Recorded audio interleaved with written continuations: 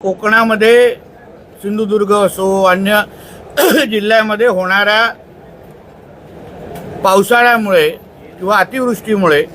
जे काय भात शेतीचं मोठ्या प्रमाणामध्ये नुकसान झालंय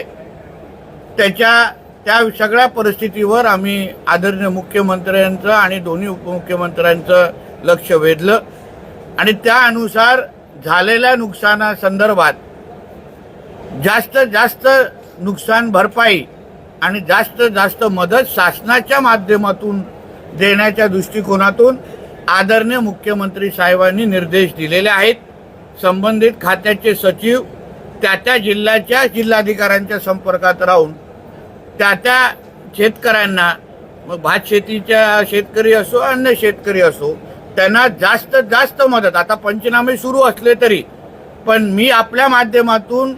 सगळ्यात भात शेती करणाऱ्या शेतकऱ्यांना विश्वास देतो की शासन हे तुमच्या बरोबर आहे आणि जास्तीत जास्त मदत तुम्हाला राज्य शासनाच्या माध्यमातून मिळणार आहे, हा विश्वास ह्या निमित्ताने देतो।